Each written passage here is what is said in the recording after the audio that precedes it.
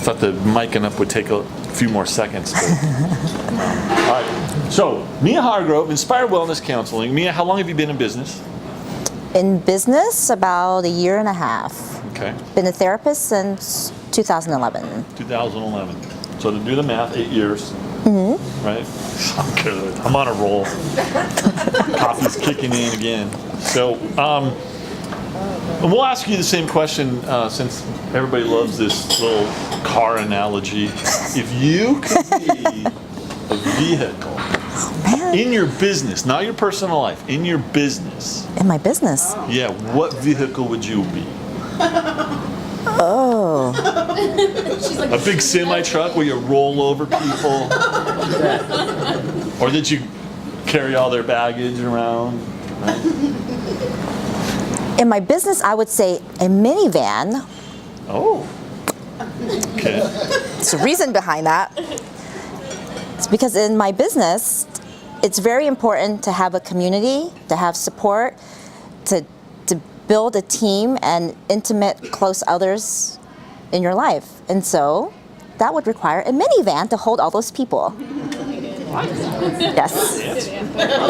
I'm like, oh, that's a tough one. Yes. Right? I mean, we're all like, he's a DB5, you know, Aston Martin and minivan. So that's awesome. That's cool.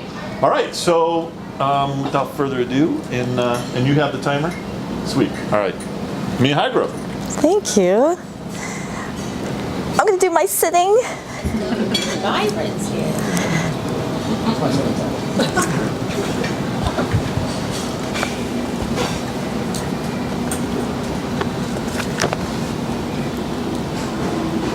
So my name is Mia Hargrove. I am the owner and therapist of Inspired Wellness Counseling. I am off of Peachland, and I have another location off of Smythe. Hopefully I will get one location soon instead of splitting time. So, what is therapy? That's a question I get all the time. Nobody really understands what therapy is, and people are just afraid of it. They have ideas of what therapy could be, and many times the ideas are not helpful and just wrong. And so I will give you an example of what I do in my work with my clients, and then we'll move forward from there. And then kind of open up to maybe if it answers some of your questions about what therapy, what your ideas of therapy are, and if it doesn't, then we'll kind of take it from there as well too. And so I have a client that I've been working with that the client and the client's partner have really impaired communication, meaning that they constantly argue about everything and anything. Anything you possibly think about, they're arguing. The most recent argument was that the partner was venting about a really terrible experience. The client jumped in a way that the client thought was helpful. In the end, it escalated into a huge argument. I'm sure many of you guys can relate to one of those kind of simple conversations that turn into a big argument. And then the client's immediate response was, I can't get anything right. I don't understand why you love me. And so that feels extreme. And so then, of course, the partner jumps in. Why are you saying that stuff? Of course I love you. You know why I love you. The conversation went completely sideways. Now it's not even anything about what the initial start of the conversation was. So what's happening is that the client is struggling with self-worth.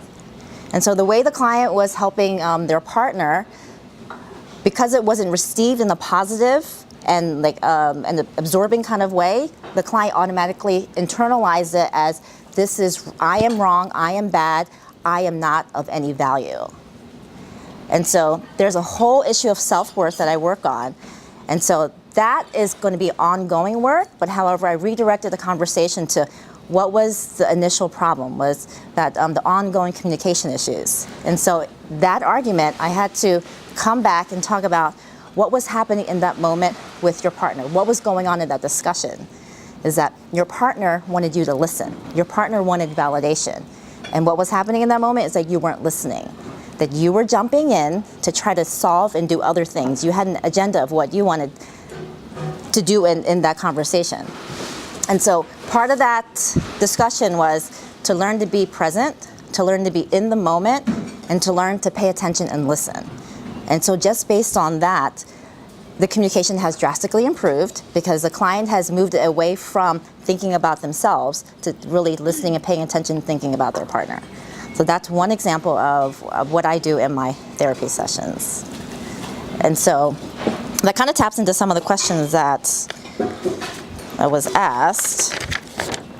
And so with therapy, it's talk therapy, meaning I'm going to talk to you about problems that you have, about connecting pieces of your life together so that way things can make sense, so that way you can heal and move forward. I'm going to talk to you about if I see maybe some patterns that are maybe unhealthy in your life, kind of helping you to understand and explore. Maybe there's a different way of undoing some of the unhealthy patterns and then creating healthier patterns so that way you can live a more fulfilling and happier life. And all of that takes time and it's a process. And so something that I do not do and no therapist ever does is I don't give advice, which people frequently ask for. They'll come into therapy and say, I'm having this problem, what's your advice? How do I fix it? And that's not therapy. That will be like your girlfriend or just like a friend or just anybody like random on the street. But in therapy, we're going to really explore what's happening, the way you think, exploring all the different possible options and different perspectives, and have you go on your own journey of self-discovery so that way you can start pulling all these pieces together and then move your life in a direction that you're going to lead in. And so a clear example is that if you have a small child that is struggling with homework, like let's say a math problem, and they're asking you for help. If you just jump in and do the math problem for them, do they ever learn how to do their work on their own? They don't, because then they're going to wait for you to constantly do their work every single time. If you go in and assist them and help them understand how to work on their problem and then get to the answer on their own, you're teaching them a skill that they can take with them. So that way when they run into other problems, you're teaching them how to problem solve and then move forward on their own. So therapy is the same way, where I'm teaching you life skills to take with you. And in any other scenario, the things that you learn from me, you can apply them to different areas of your life. And that's how you keep moving forward, and that's how you become healthier over time. And so time is a really big key. And so I always ask my clients to be patient in this journey and in this part of self-discovery. So the questions. What do you say to someone to refer you, and how do you refer? And so, is this a question based on how you guys would refer me? Yeah. Okay. And so, this one I think about a lot. And so, the referral is, in my experience, it's really going to be most impactful if you have more of an intimate relationship with them. If it's more of like a stranger kind of situation where they don't really know you or trust you, why would they really take this like advice from you? Like, oh, you should see the therapist. They don't have that connection with you to take a step that's so intimate. And so it's going to work best if you already have that close relationship, or if it is someone you just met and if you share something really personal with them about something you struggled with or just any kind of really intimate experience that you may have not shared with someone else, then they're more apt to listen to you about like, hey, I know someone that could help you. That sounds like it sounds like you're really struggling. It sounds like this is really, you're going through a lot. You can just kind of use just simple words and then say, hey, this is a person I know. And then that's when you would drop my name, or you can give a card, whichever works best for you.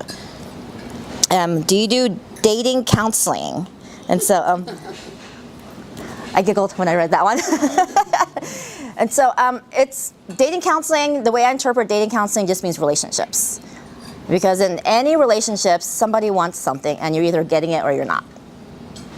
And so in terms of relationship work, yes, I'll do a relationship work. If it's this more specifically dating, meaning like how do you navigate like an app, or how do you navigate like first date, second date, third date, I might not be the best person for you for that. But I will talk to you about the interactions and dynamics in a relationship, or in the beginning of a relationship, or like during the honeymoon stage, or when you experience conflict, or when you kind of start settling down into a relationship, or when you're in a long-term relationship, or when you're in a long-term relationship where now you're in like a lull where things feel kind of dull, or when you're in a super long-term relationship where you feel like there's such a disconnect where you're not sure what you want to do anymore, if you want to stay or go, or if you're having an affair in a relationship. So yes, I can navigate those kind of things. Do I offer work with teens and their parents? Yes, I do. Definitely. If anybody has any questions or wants to schedule an appointment, just let me know. How do I keep it together? It's in quotes. How do I keep it together? Raising my family and the pressures that come with it. So how do I? It's in quotes. How do I keep it together? Raising my family and the pressures that come with the same. So I would say self-care is really important. Because I take in a lot of heavy emotional feelings, heavy situations, and I have to be fresh and really sharp and be able to give you what you need. And so for me, in order for me to do that, I have to have a high standard of self-care. Self-care means I have to be able to shut down and kind of block out the world. I have to be able to have fun. I have to be able just to relax. I have to be able to have my own independent, separate life outside of work. So that way when I go to work, I have more than 100% to give. And what are my credentials? I'm a licensed clinical social worker, and so that means an LCSW. I'm licensed in California, I think Pennsylvania, New Jersey, because I'm from the East Coast, and I graduated from the University of Pennsylvania. University what? University of Pennsylvania. Let's see.